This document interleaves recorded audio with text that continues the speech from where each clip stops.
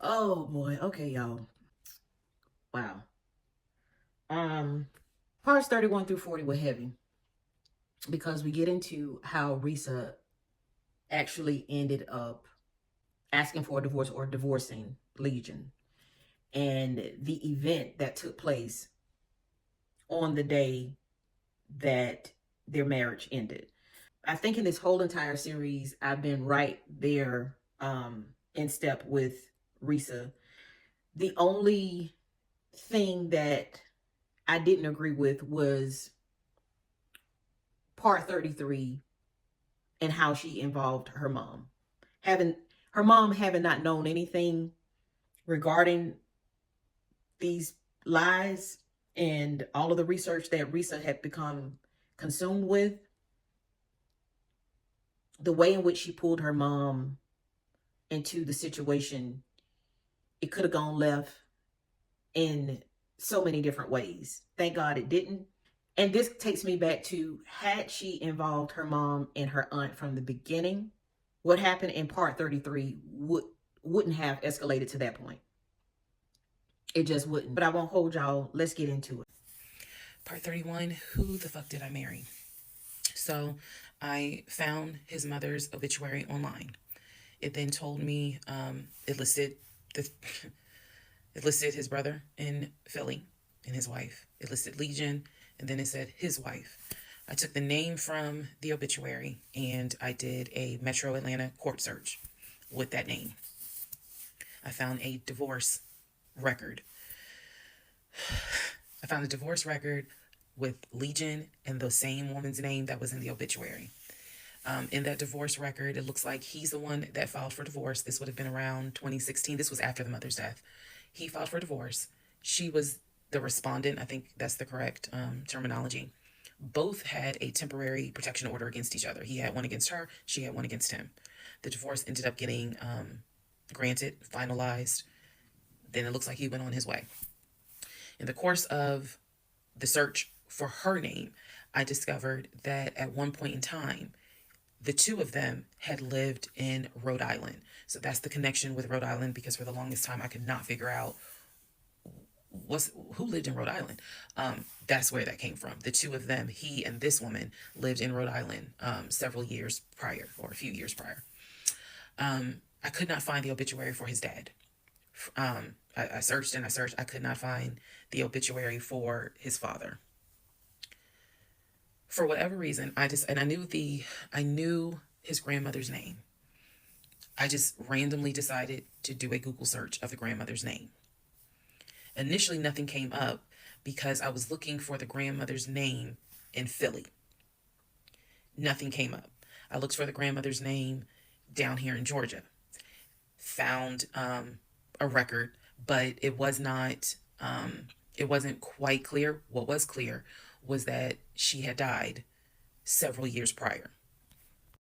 So what I found was a different website where it was like a legacy.com type thing. So I believe legacy.com holds old obituaries. Did a search for her name, found a match. That is when I discovered that she actually had passed away in July of 2008. Read the read the caption of the obituary and verified that in fact it was his grandmother. Because at the bottom of it, again, obituaries tell you a lot. It names who she leaves to cherish her memory. So it lists all the different family members. It lists the brother in Philly. It lists Legion, no spouse, and then a brother in Nashville. Once again, it did not list the two sisters, Shantae and Kim. So I'm even more like, okay, clearly something, is up when it comes to Shantae and Kim. But what I do know is that he has talked to them multiple times in front of me. So I'm not sure what I'm missing. Maybe some family feud happened. Honestly, I don't know. So that is how I discovered that when he told me the grandmother died from COVID and he was crying, boo-hooing, and all that shit, she actually had died in July of 2008. I found this out the same time that I found out about allegedly, and I say allegedly because I'll explain, allegedly the first wife, or at least what I think is the first wife. So while all this is going on, Legion is almost bedridden from what happened with his knee. And I need to take a moment to address this issue with the knee. Again, the story started, he hit his knee. Then it turned into, it was an old football injury. And this has happened before. He's going to the doctor. The doctor's telling him to ice it and to elevate it. He eventually moves into the guest bedroom to be more comfortable. I'm going to make this statement. This is probably the only time I will make this statement. He was not lying about the injury that he had. I don't know where the injury came from, but what I do know was he was not lying in the fact that he was in pain. You could clearly see that he was in pain, and the pain was becoming debilitating. Please understand what I'm saying. The pain was debilitating enough to where he was taking my pain meds from when I had the miscarriage. And then also, it was hard for him to walk. He was not eating. So this is what made me believe this, whatever was going on with the knee, there was more to it because he was not eating. When I met this man, he was a size 3X. At this point in time in May, he's down to a 2X. He is not exercising. He is not doing anything mobile. He's simply not eating. So there definitely was something going on, something concerning. Honestly, I thought it might have been cancer. But he kept saying, no, it's not that. It's from a football injury. It's from a football injury. I said to him, the next time you have a doctor's appointment, I want to go. It was that bad. And he kept making excuses like, okay, fine, I'll make the appointment. I'll let you know what it is. Cool, I will take off work. I want to be at that doctor's appointment because whatever is going on with you is serious to the point where you are losing weight rapidly within a 2-week span. So now we can go ahead and enter into June. When we enter into June, I have verified, read the divorce documents for not one wife, but 2 wives. I have called San Diego State, verified they have no record of him. He claims he was a private citizen. I don't believe that. They're saying there's no record of him. I have pulled his background.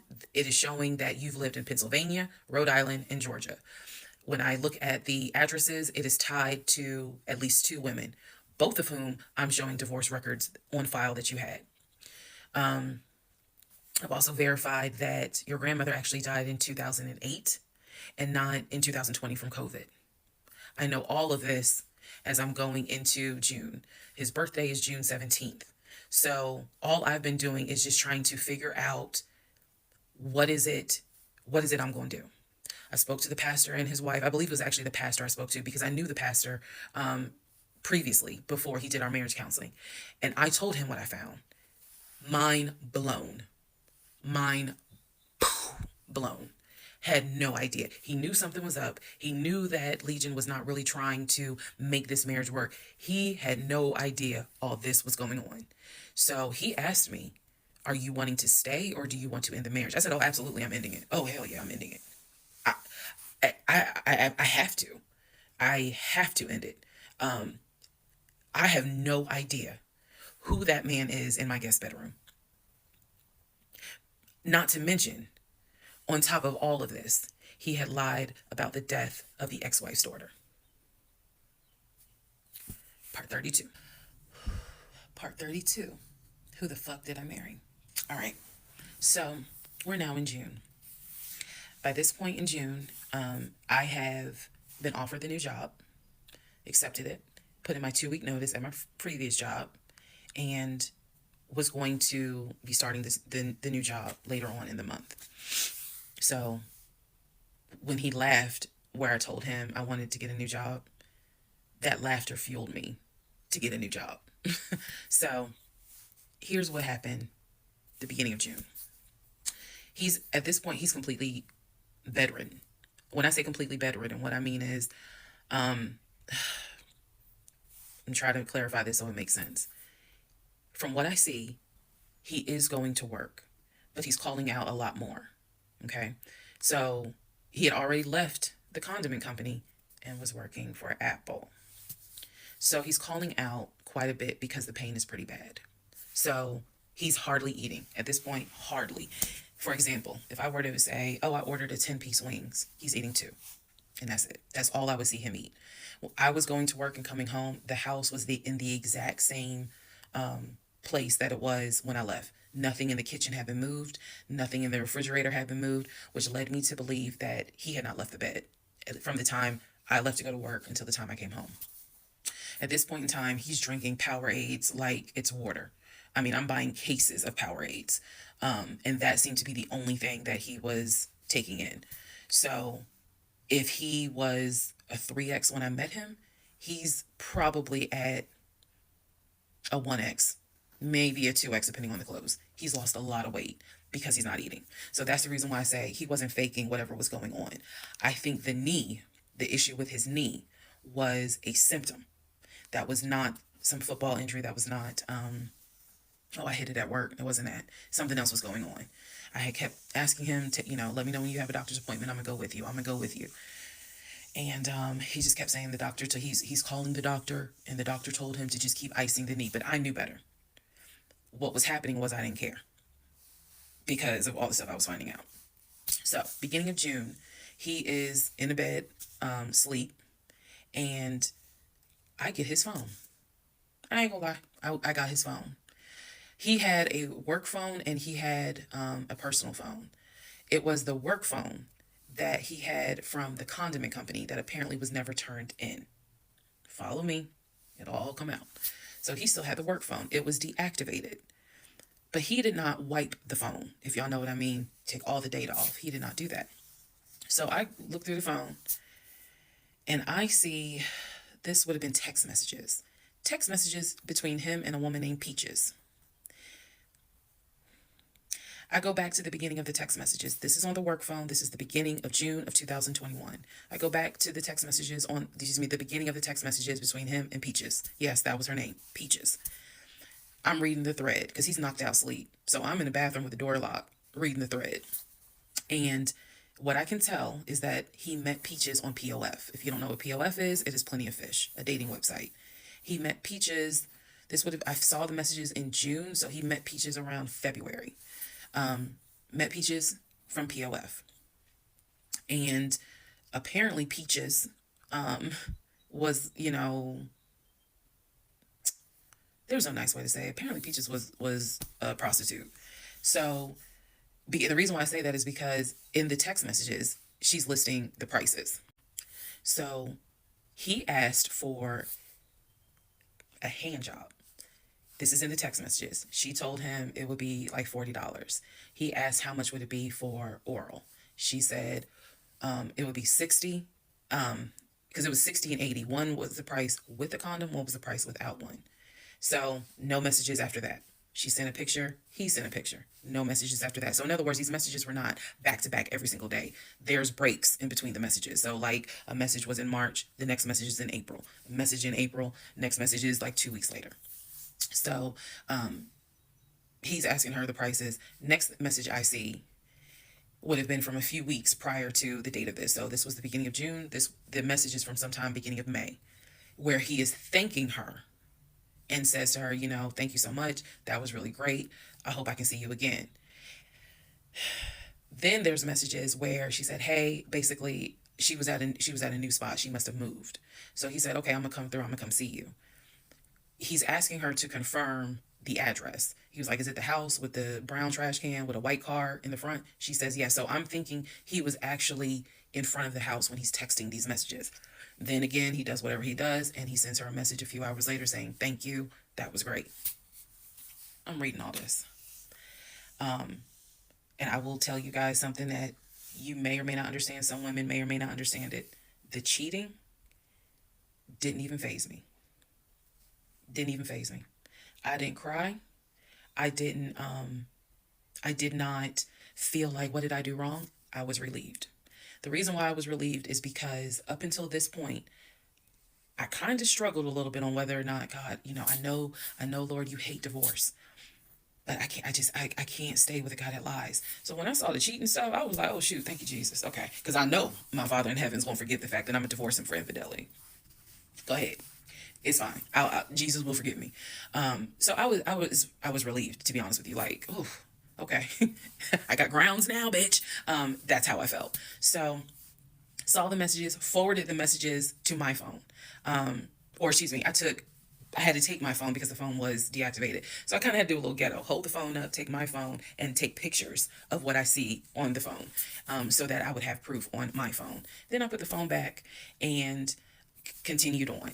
Now, in the next part is the day that he gets kicked out. And I will tell y'all what happened. Part 33, Who the Fuck Did I Marry? June 17th, 2021. So, you guys have been on this ride. You now know exactly what information I did have.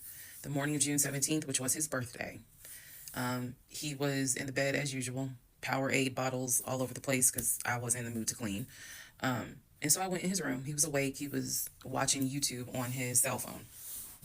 He watched a lot of YouTube, watching these two guys that always were fixing Jeeps on YouTube. And if I saw them, I would know exactly who they are, but I can't remember their name. It's a popular show on YouTube. Anyway, so I go in there and I just calmly sit on the edge of the bed. And I was like, can we talk? And he was like, yeah, what's up? I said to him, I said, Legion. Obviously, I called him his name. Legion.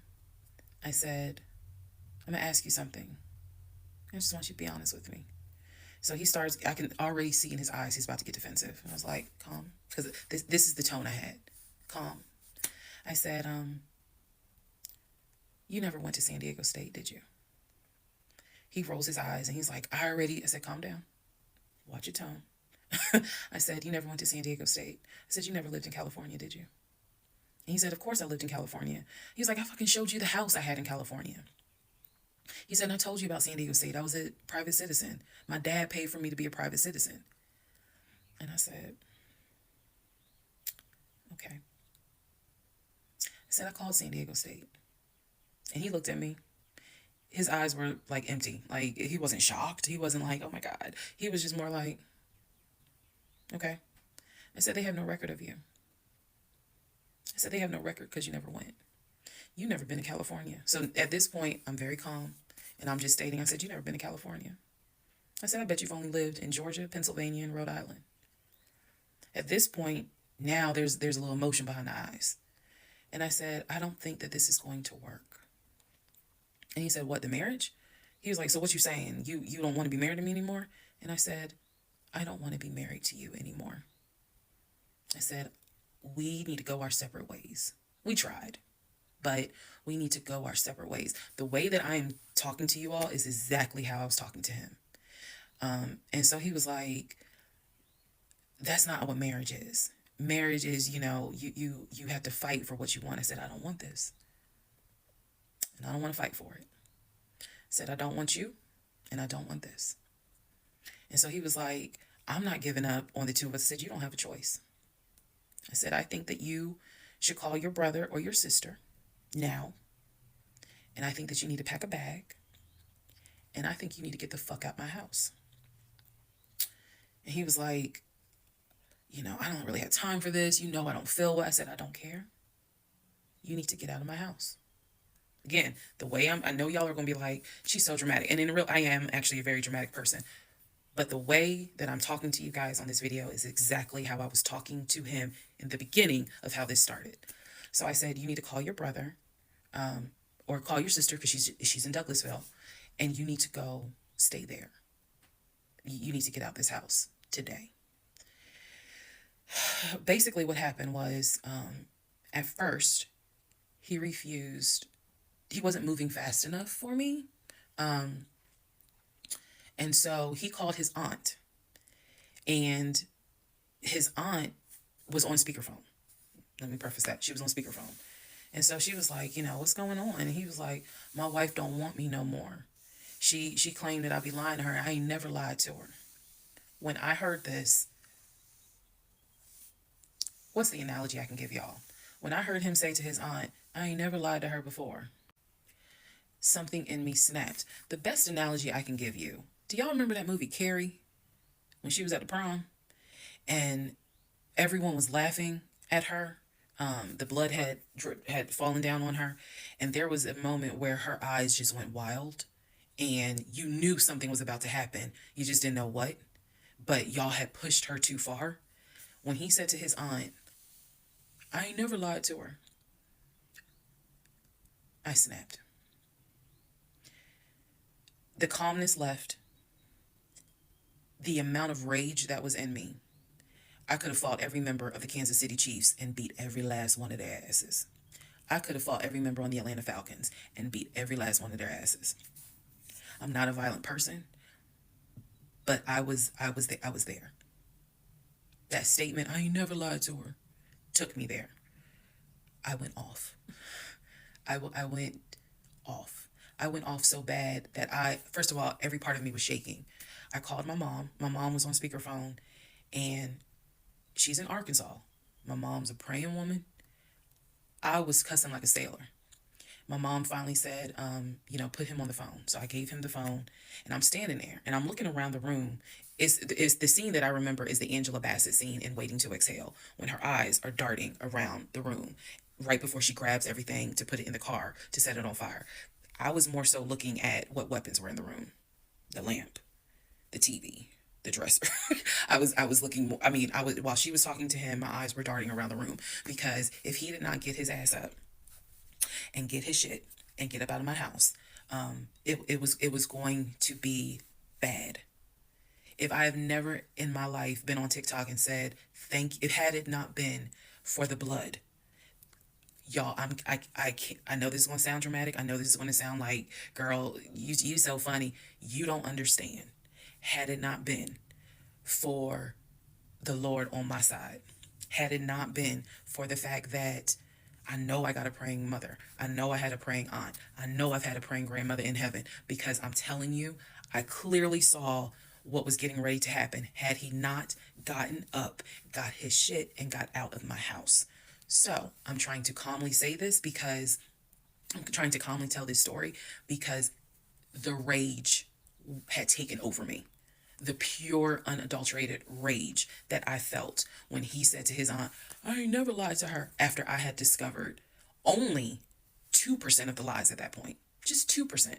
So it was enough for me to be like, you need to get your stuff and go. So my mother gets on the phone and she says to him, Legion, she called him by name. She said, I am not there to control my daughter. She said, in the name of Jesus, get your stuff and get out that house, because I think she might kill you. Get out of the house. She's on my phone. His aunt is on his phone. His aunt said, nephew, come home. Home for her was Philly. She said, I'll send you money. Come home. Leave that house right now, she said, because I think that woman is about to kill you. Let's go. Let's just go to part 34. Let's all just take a deep breath. Okay, as I said before, one of the biggest things that stood out that concerned me with Reesa was, as she was discovering lies with Legion, she was confronting him. And while it's very tempting to confront a pathological liar or a narcissist, I would advise against that, because you do not know what these people are capable of. But I think in Reesa's head, she had gone to the point of no return. She couldn't even see straight, because she was doing nothing for months but accumulating information and taking in lie after lie, to the point that she herself said that she became numb. She was numb when she discovered that he was having sex with an escort. And she just continued to gather information. And so the day that she confronts Legion, she calls her mom up. And at this point, she's furious and she's screaming, and she wants Legion out of her house. She's catching him off guard. And then he goes from being caught off guard to now basically daring her to do something, not realizing that she had checked out. So that situation could have gone left really quick. And to involve your mom, with her mom being in Arkansas, not being able to get there to her right away, if Legion wouldn't have finally left, you're talking about Reesa could have snapped, and then her life would have been over, and then her mom would be left to deal with that, to deal with all the emotions behind that. So I was with Reesa with everything that she said. I understand her being upset. I get all of that. That was the only thing that I was just like, I'm glad it didn't go the other way. Part 34. Who the fuck did I marry? So the aunt told him, I'll send you money, come home. I'm yelling in the background, by the way. I'm not standing there calmly. I'm yelling. I said, oh, he got money. Yeah, you got money. You got money in that offshore account, right? You got money in that Chase account. You got money to drive. So do what you got to do. I told him, and I'm not going to repeat some of the stuff I said because my mom might see this TikTok. But I did tell him, I was like, if you don't get out of this house, actually what I said was, you have two options. You either going to leave this house voluntarily, or you gonna leave this house involuntarily. And he tried to get a little nuck if you buck. He tried.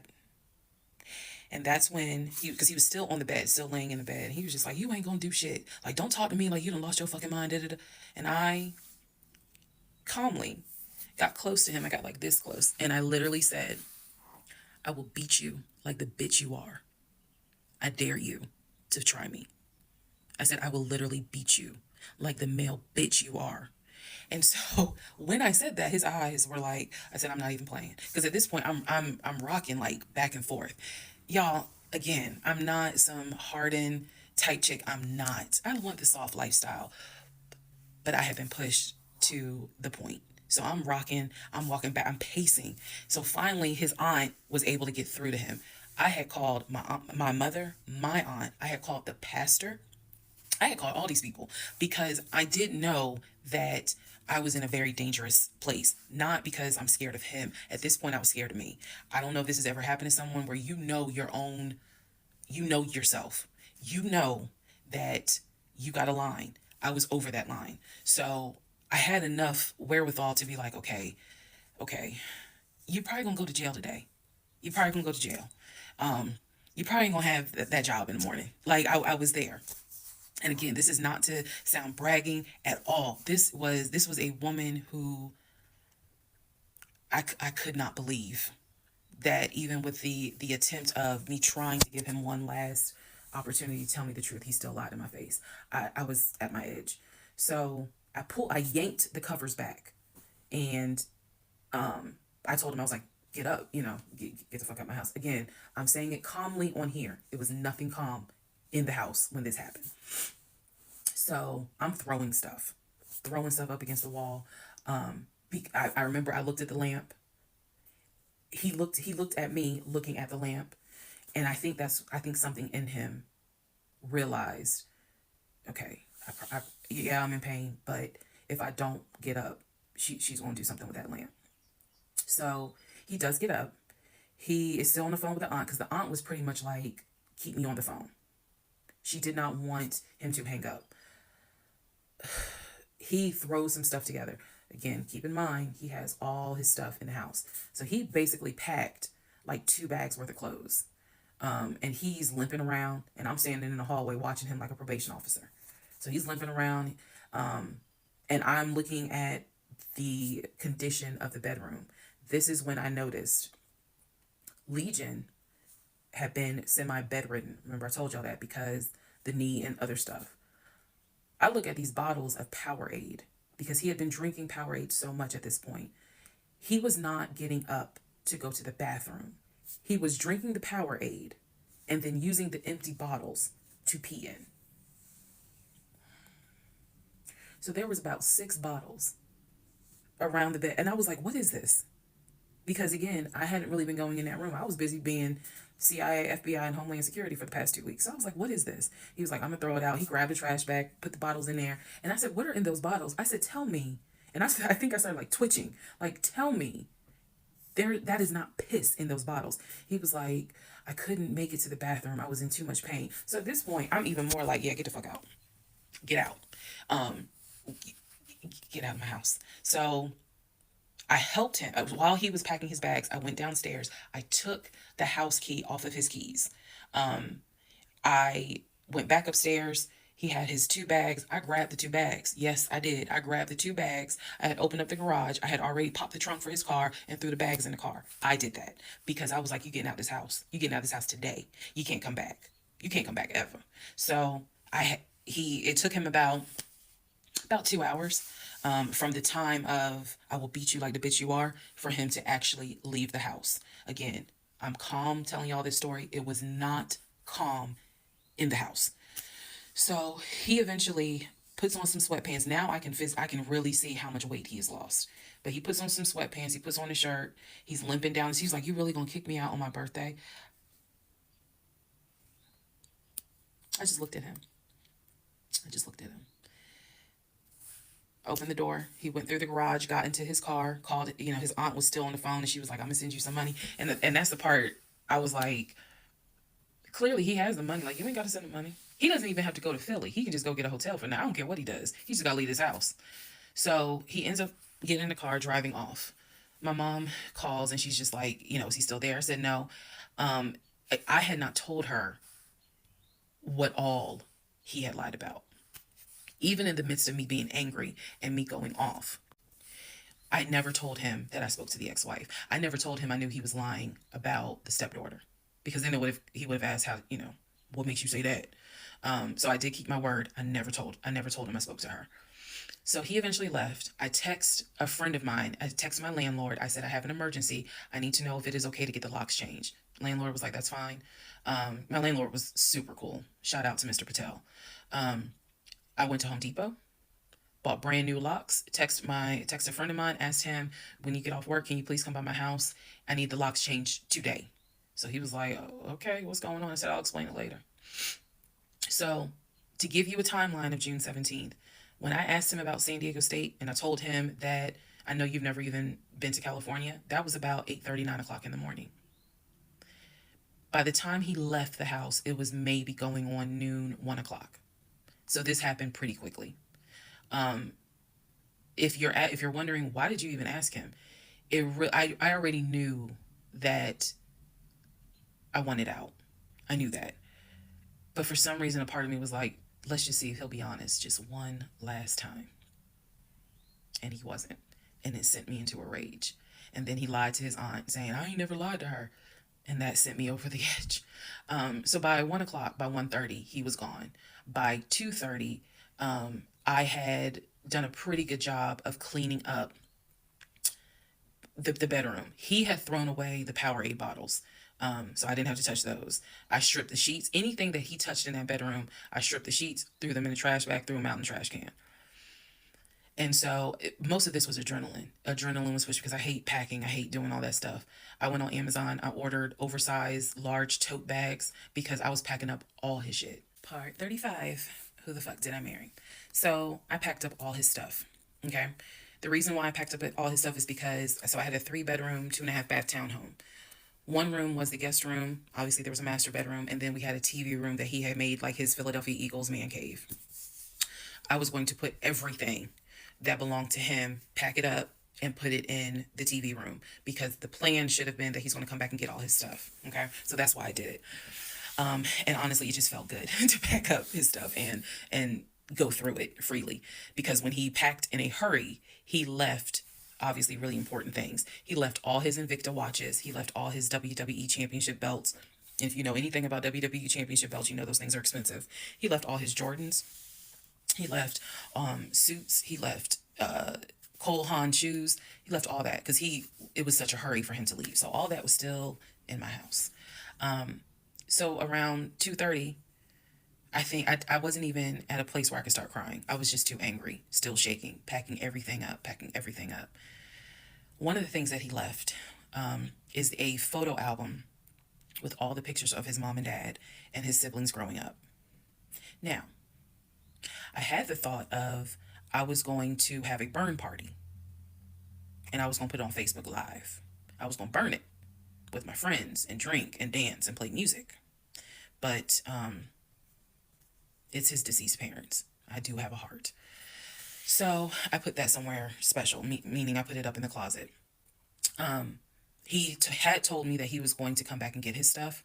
And so I just did not, I didn't throw anything out unless it was like something I knew was trash. Other than that, I put everything up and kept it, in the TV room. So that's June 17th. Also on June 17th, I had already ordered his birthday cake. I had ordered the birthday cake like the end of May because it was like a special birthday cake. So I also had to go get the birthday cake from the bakery in East Point. And I took it to my family's house and we ate it. Yes, I had left the house, went to my family's house, filled them in, my aunt, my little cousin, and my grandfather, because my mom was in Arkansas. So went over to their house, filled them in on what was going on. They could not believe it. Although my grandfather then told me, he said, he ain't look like he was a football player. He was like, I didn't want to say nothing, but he ain't look like he was a football player. Gotta love grandparents. So we ate his birthday cake, went back home. The friend that I had called came, changed all the locks, I changed the security codes. Effectively, he would not have been able to get in that house. So that is what happened on June 17th. So now we can fast forward. He would text me and he would call me that he got to Philly. Apparently he left Georgia and immediately went to Philly. So he immediately went to Philly, and he did text me and said that he made it to Philly and he was staying at his aunt's house.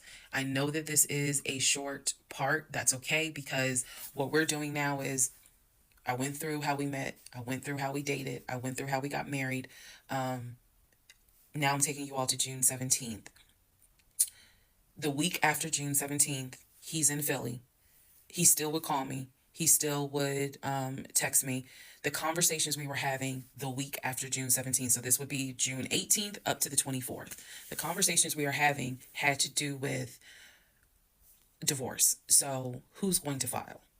He was like, well, I don't want a divorce. So I'm going to fight you on it. Are you? Really? Are you going to fight me on the divorce? I didn't know anything about filing for divorce. So, but I refused to stay in a place of ignorance. So I went online. There's a website that you can go to where you pay like a $200, $239 fee, and you fill out basic information, and you choose your state.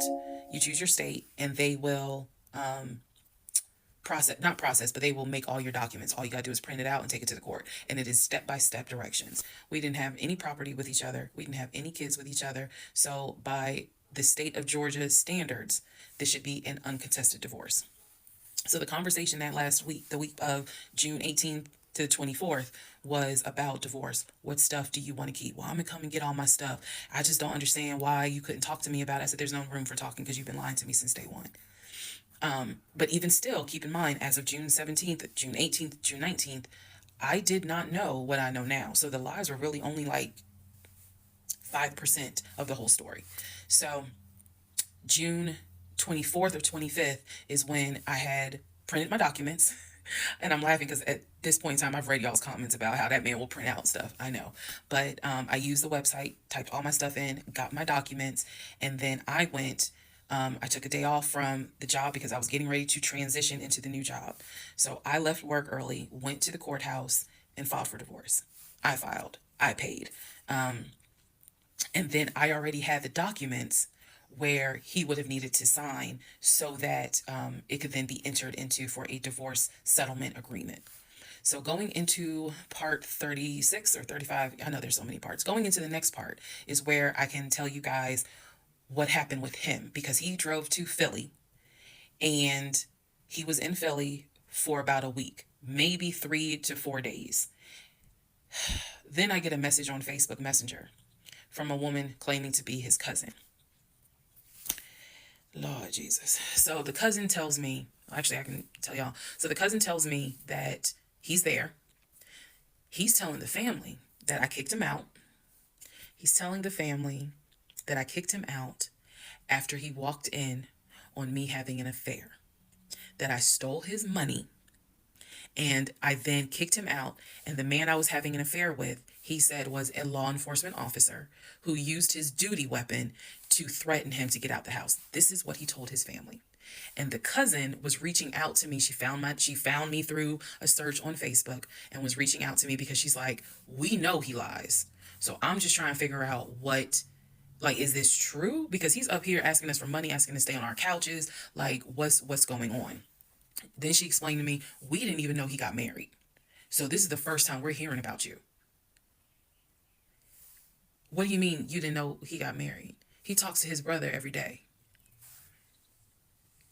She said, who told you that? I said, I've heard him talk to his brother every day. All his brothers. She said, all his brothers? How many brothers do you think he has? I said, he has 4 brothers. I named them. She said, he has 2 brothers. She said, he has the twin and he has the older brother. I said, twin? Who is the twin? Welcome to the next part where we discover the real family tree. Part 36, who the fuck did I marry? The family tree. Please fasten your seatbelts and put the tray tables in the upright position. Let's go. All right. The cousin, I'm not going to name her. The cousin had reached out to me on Facebook, asked me to please give her a call. So this conversation was on the phone. Yes, I was actually speaking to her. She informs me again about the whole he's up there. He's telling everyone that he walked in on me cheating on him. It was with a law enforcement officer and that the law enforcement officer used his duty weapon to threaten him to get him out of the house. The reason why I'm particularly mentioning the fact that he said it was law enforcement is because he was trying to get a family member, like one of his cousins, to call the agency of the law enforcement officer and file a complaint, which in hopes would then start an internal affairs investigation. Yeah. So, female cousin's on the phone with me. She's telling me everything that he is telling them. She's like, look, we know he a liar. We don't fuck with him.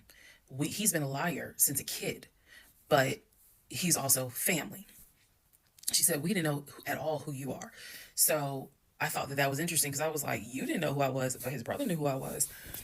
And so, again, that's when I said to her that I was like, I've talked, he's talked to his brother every day. So why wouldn't the brother tell y'all that he had gotten married? And so she said, what brother? And so I told her the brother's name. And she said, he told you that? I said, he was having the phone calls in front of me. So at this point, what the cousin said was, she was like, okay, I'm going to confirm that with him. She was like, he lives up the street, so I'm going to just confirm that with him. She was like, because I'm pretty sure that they have been beefing for a while. I was like, I can only tell you what I saw, what I heard. That's all I can say. So then when she asked me about, well, how many brothers do you think he has? And I said, he has 4 brothers. Again, I listed all of them. This woman was like, he has 2 brothers. She said he has the twin, and he has the older brother, the one that he was on the phone with every morning, blah, blah, blah, blah, blah. I said, twin? Who's the twin? So this is where she explained to me. She said the parents, mom and dad, had the older brother. The older brother is about 5 or 6 years older than Legion. Legion and the younger brother, who lives in Nashville, they are twins. So when he kept saying the younger brother, my younger brother by 2 years, it's his older brother by 20 minutes. They are twins. I have seen a picture of this brother. Yes, they do very much look alike, but I didn't know they were twins. It doesn't even matter. I didn't know they were twins. But definitely they had the same mom and dad. So she was like, no, that he's older than Legion by 20 minutes. They're twins. She said, so the parents had 3 boys. Brother in Philly, the older brother, and the twins. She was like, who the hell are these sisters that you're talking about? So I tell her, I was like, Shantae and Kim. She said, I don't know who Shantae is. She said, Kim is my daughter. Kim is not his sister. Kim is my daughter. And she said, that's his cousin. She was like, and they haven't spoken in about 20 years. So, no, that's not his sister. He does not have any sisters. And I said, well, then what about the other 2 brothers? She was like, what other 2 brothers? I said, the brothers from his dad. She was like, you mean to tell me this man is going around telling people, I know somebody's going to quote Nicki Minaj, and I know your dead mama, but try not to. She says, you mean to tell me this man is walking around lying on his dad, saying that his dad had kids outside of his mom? And I kind of stuttered, like, yeah. She was like, he does not. She said, I have no idea who those 2 men are. She said, those are not his brothers. But if y'all remember, I've met those 2. And he introduced them as, man, this is my brother John. This is my brother Matt, type thing. And so they both were like, oh, my sister, it's good to meet you. It's good to meet you. Remember that, because obviously I do eventually talk to those 2 men again. So she says to me, the family tree is mom and dad, the 3 sons. She was like, there are no sisters. She said, I don't have a clue who Shantae is. She said, Kim is my daughter, so that's just their cousin. But again, they ain't spoken 20 years. I said, okay. And then there was the grandmother. She said, yeah. She named the grandmother. She was like, yeah, she died in like 2008. I said, yeah, he told me that she died in 2020. And that, all of you were coming down for the memorial service. And she's just like, she died in 2008. I said, then there was the uncle who also died from COVID. She was like, which uncle is that? I told her the name. She said, he's been dead since like, 2010. I said, okay, what about the cousin nicknamed Junebug? Everybody got a cousin. If you're not African American, we all know a Junebug somewhere. And she just was like, oh yeah, cousin Junebug. She was like, man, that's crazy what happened to him. And I was like, what do you mean what happened to him? Because I know he has talked to his cousin Junebug on the phone like a few months prior. He was like, and so she said to me, she said, yeah, he had passed away in like 2016. So this is now 3 people that she's naming that I recall him having either a story about or a phone call with, and she's telling me that they are all passed away. So this is when the conversation kind of changes, and she's like, you know what? She said, let me speak to the older brother. because he probably wants to talk to you. She was like, you probably should talk to him, and a lot of your answers, a lot of your questions will get answered. She was like, this dude's been lying ever since he was a kid. She was like, she said literally, we don't fuck with him. I remember her saying that verbatim. She was so adamant. She was like, and when he showed up here out the blue, talking about how his wife cheated on him with a law enforcement officer, and how the guy took his gun out and threatened him to leave the house. She was like, we knew something was up. She was like, that's why I had to find out who you were and reach out to you and find out the truth. I said, there was no other guy. There was no law enforcement officer. And she was like, yeah, because he was telling us where the dude worked and how we should go ahead and help him file a complaint so that this dude could lose his job. I said, there is no other person. I said, I kicked him out. That was me, all by myself. No gun, just my fist. And so she said, he's telling us that he had gotten married, and then she was like, apparently y'all had a baby. So she was like, so you got a kid with him? So I had to explain to her. I said, no. I said I had a miscarriage back in back in June of 2020, and I had to have surgery in July. So she was just like, girl. So she started like really being encouraging and was saying, you dodged a bullet, honey. She was like, I don't wish this. She's like, I know he my family, but I don't wish him on no woman. So we've had each other's numbers. She was like, if you need anything, please feel free to call me. She was like, I've had my own issues with him. I've had my own issues in life. But she was like, get your divorce and be done with him. Then she said, I'm going to put you in contact with the older brother. Next part is me finally talking to the older brother that he had been talking to every morning. Part 37, who the fuck did I marry? So at this point in time, I have filed for divorce. I paid for the filing fee. I'm representing myself pro se, and it should be an uncontested divorce. During this time, Legion had driven to Philly, lied to his family, and said I had cheated on him, that he caught me, and that the guy I cheated on him with was a law enforcement officer who used his gun to threaten him to get out the house. None of that was true. At some point while he was in Philly, he ran out of options in terms of where he could stay. Family members did not want him to stay with them. Apparently, a lot of bridges were burned, according to the female cousin I had talked to on the phone. So he left Philly and went to Augusta. Yes, what you were hearing is correct. He drove from Georgia to Philly, stayed in Philly for about 3-4 days, left Philly, drove back to Georgia, went to Augusta. Keep in mind, if you have lost your notes at this point, he was raised in Philly and did high school in Augusta before he went to California. So he has family in Augusta. So at this point, he's on his way to Augusta to stay with a new set of people. The reason why this is important is because what I have is a divorce settlement agreement.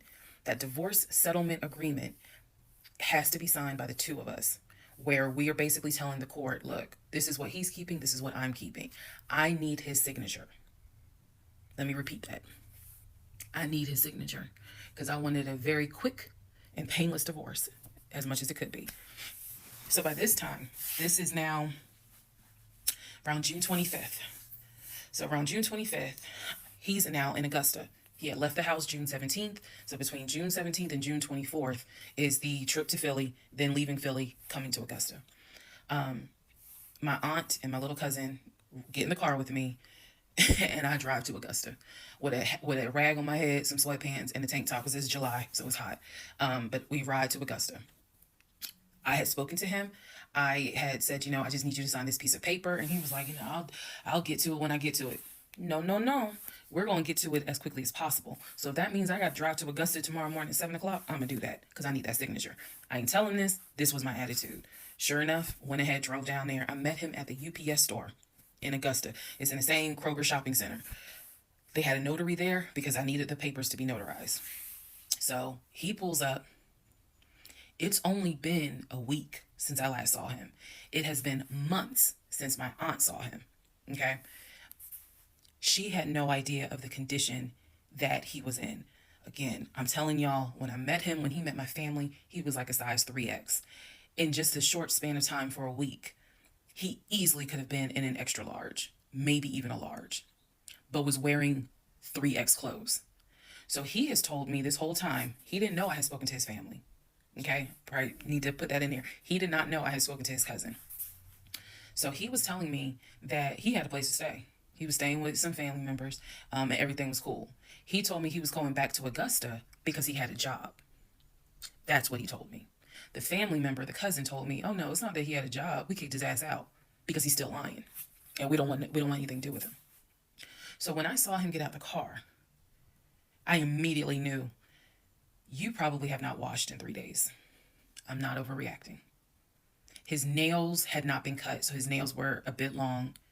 He smelled like the Chattahoochee dump on a hot summer Georgia day. He stunk so bad. And for a moment, I did not recognize the man that I was legally married to. I did not recognize him. He almost looked, what's the word? Emaciated? I may be mispronouncing it, but the way someone looks when they've lost so much weight and it's almost like your skin and bones. He looked homeless. He smelled homeless. And my heart just kind of broke. It kind of did. I'll be honest, it kind of broke. It did not break enough for me to not get that signature though. So when he walked into the UPS store, you clearly could see that some of the people were like, let me get away from him. Me, I just was like, okay, so I just need you to sign right here, and I just need you to sign right there. Okay, and then a woman named Lauren came over and notarized the papers, and then we were done because he signed the divorce agreement. He didn't even read it. The reason why I'm pointing that out is because he didn't read the part where what's left in the house now belongs to me, where he took technically what he was going to take. Everything else in that home belongs to me. Remember, I told y'all he had left all his Invicta watches. He had left all his WWE championship belts, his Jordans, a lot of his clothes, his Cole Haans. He had left all that stuff. He never even read the divorce agreement. So he signed it. I signed it. Lauren notarized it. We leave the store and I said, "Have you eaten?" And he was like, "Yeah, I ate. It's just, my knee." So again, he's talking about the knee, but if you saw him, you would know there's way more to it than the knee. So I said to him, "Look, since you met me here, let me give you some money so you can get you some chicken nuggets." Yeah, that's what I said. You can get you some chicken nuggets. So I believe I gave him like $5 or $6. Go get you some chicken. I think I Zelled it to him actually. Just go get you some food. Then because where he parked was not far. It was like, okay, I'm parked here. He's parked in front of me in the other row. So there's that aisle that you can drive down. So I walked him to the car and I saw the condition of the inside of the car. And that's when I knew he's been living in his car.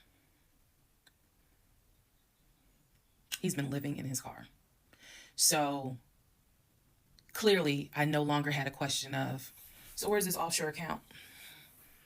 Where's the U.S. bank savings account? Where's the checking account? Didn't have that question anymore. Because if you had money, you wouldn't be living in your car. You would not be in the same clothes that you were in when you left my house on June 17th. And this is now June 25th. So he was like, "I'm going to be all right. I'm about to start a new job. I'm going to be cool. I got a family member I can stay with. Everything's going to be okay." All right. I said, "I will let you know when the divorce is granted." I said, "I will send you a copy of the divorce decree." And he was like, "Okay." He said, "Well, how long do you think that's going to take?" I said, "I'm not sure." I thought I had to wait 30 days before I could file the divorce agreement settlement form. And then the judge would grant it in 30 days. So basically, this is like June 25th. I'm looking at the end of August that it would take for the divorce to be granted, assuming there were no hiccups, assuming he didn't decide he was going to pull a fast one. So I told him, I was like, I'm going to file this. And then once we get the divorce decree, I'll send you a copy. He said, okay. He got in his car. I got in my car. I drove all the way back home and he went to wherever he went. Next part is the next series of lies that I was faced with. All right. Part 38 of Who the Fuck Did I Marry? I'm going to call this housekeeping and missing pieces. So housekeeping, first and foremost, as much as I know you all have enjoyed this series and some of you have told me how entertaining you have found it, the story will be done this weekend. So in other words, I don't care how many parts I got to film, it will be done this weekend. We're not going to drag it into the new week. So I just want to let everyone know that. So please be sure to tell your sisters, your mamas, your aunties, your cousins, your best friends, hey y'all, go ahead and watch all the parts because she's saying she's wrapping it up this weekend. But I'll leave the playlist up, so don't worry. Also, let's see. I'm sorry for the people who were like, I keep talking really slow. I didn't know that I was, and they're like, you're just long-winded. I'm very detailed. So that's probably what you're feeling, is that I'm detailed and I'm trying to get everything out, again, in a responsible manner. So you all have asked me if I will do a live. Yes, I will. I don't have any issue doing a live. I feel like if you're gonna put the story out there, you know you're gonna get questions. So if you stand on business and you stand on what you said, do the live. So yes, I will do a live, and I will let you all know when I'm gonna do a live. So it won't just be some random shit. I will actually do a live and let everyone know. So that way, if you have questions, bring them. The issue with doing a live is that I need moderators. So because I just anticipate a lot of people have questions and I'm just one person, and I don't want to be accused of she's ignoring my question, which means there's holes in her story. Y'all, we all know how TikTok is. So, but I will absolutely do a live.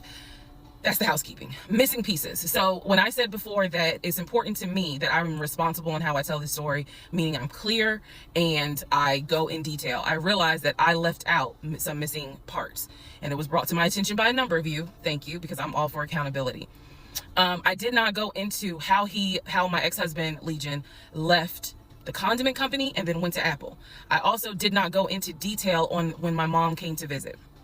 Both of those were in the month of April. I was going to go into detail a little bit more on the Apple situation because, as you probably have figured out, of course something came out later on.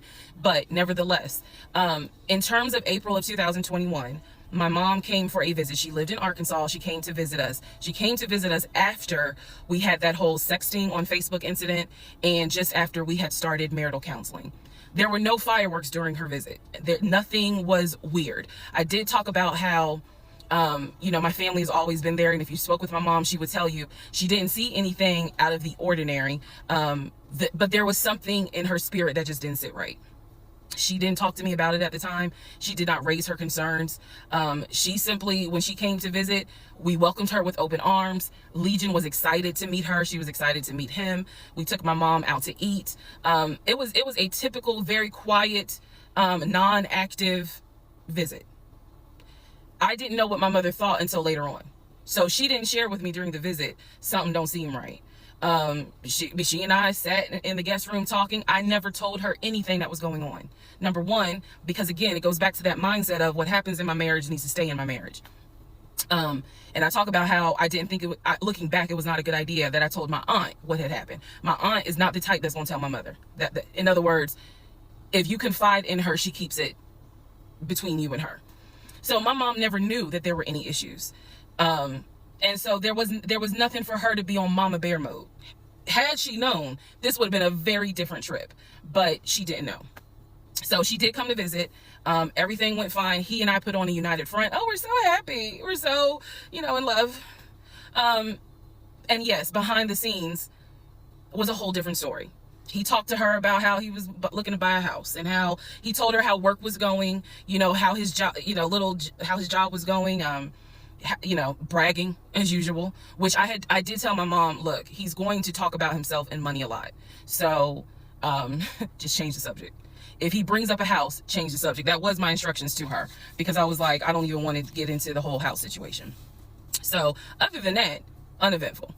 Now, once my mom left, this is still in April, everything was fine with him at the condiment company. As far as I knew, everything was fine. What ended up happening is he randomly came home one day and starts complaining about changes that are going on at the company. When he started complaining about those changes, it was things like, keep in mind, he is not VP of the company. He was VP of, I keep getting it wrong, but I think it was VP of production is what the memo says. So he was not the second in command for the company. He was upset that he was being blamed for production stats, that the production was down. He was upset that his plant manager apparently had resigned. He was upset that some of the policy changes that were coming into play that would affect his plant. These are the things that he was coming home and complaining about. Literally, he would complain. He started complaining Monday. By Friday, he said, you know what, if they continue doing this, then I just need to find another job. He was like, I think I'm gonna call my homeboy that I work with at Apple, and I'm gonna see, what they have available. Yes, there were red flags going up. Of course there were.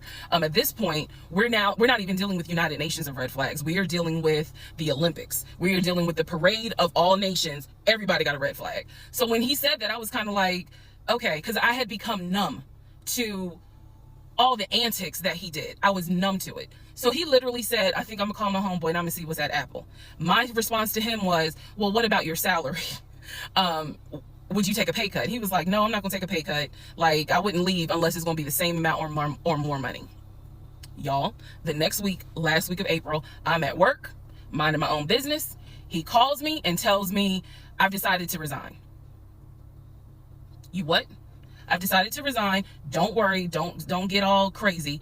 I had talked to my homeboy. There is a position at Apple, and I'm on my way there now to go and meet him so that I can get some information on the position.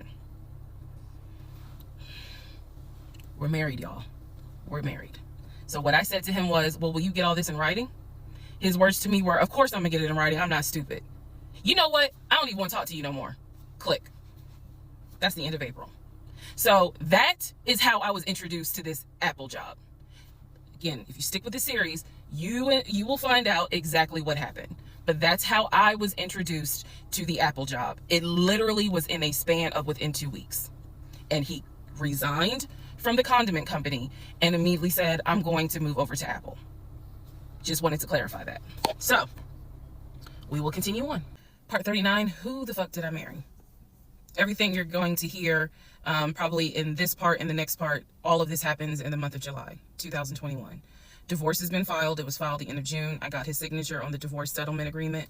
I thought that I had to wait 30 days before I could actually file that with the court. And so this is kind of in the limbo period because I'm still within those 30 days.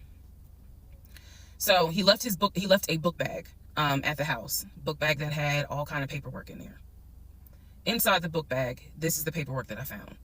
Number one, I found a packet from the condiment company where it showed his 401k contributions. It also stated in there that he had been terminated. So he was terminated from the condiment company according to the paperwork in the packet that I saw in the book bag that he left at my house. Also in the book bag were paycheck stubs from a previous job where he worked at a cemetery. The same cemetery that he took me to show me where his grandmother and grandfather were buried. So let's go ahead. I'll do this video and say, this is what he told me. This is what I confirmed. He told me his grandmother and grandfather were buried there. He showed me a headstone with a family name on it. If you go back in previous parts, I talk about it. The truth is they are not buried there. He is of no relation to the people who are buried at that particular gravesite. Only reason why he knew about it is because he had worked there. Also in the book bag, it was a copy of a driver's license that he had. The address on the driver's license, now this I still don't have an answer to, but the address on the driver's license was the same address as the cemetery, because I looked it up on Google. Also in the book bag was paperwork from another construction company job, meaning it was paycheck stubs from another construction company here in Atlanta that he had worked for. It did not have dates on it, so I don't know when he worked for the construction company. Also in the book bag paperwork was unemployment paperwork. So it looked like he had been receiving unemployment just before I met him. I met him in March. It looked like he had been receiving unemployment January and February. So once again, let's confirm. He did not work for the condiment company for 6 to 7 years. Also in there were scraps of paper from a temp agency where it was information on the job that he had been placed at. Where was that job? The condiment company. He would be a forklift / loader is what it said. So I interpret that to mean he can drive a forklift, but he would have been loading up the 18-wheelers for them to go out to their deliveries. Also in this book bag was paperwork from Clayton County courts, I believe, for a weekend, what is it called? A weekender jail. It was like a weekender jail receipt. So I had to do some research. So apparently what that means is that there is an option where if you have a job, let's say you were sentenced to 60 days in jail, but you have a full-time job. Apparently the court can say, okay, you'll go to jail on the weekends. So in other words, you have to report to the jail on Friday at 5 o'clock and you'll be there Friday, Saturday, Sunday. You will get out Sunday at 6 o'clock. Apparently that's actually a real thing. So what was in the book bag were multiple yellow receipts for different weekends that he had to report and get out of jail. Last but not least, there were some additional pictures, and then there were some, and when I say pictures, I'm talking about family photos. And then there was another additional copy of his driver's license with the Douglasville address.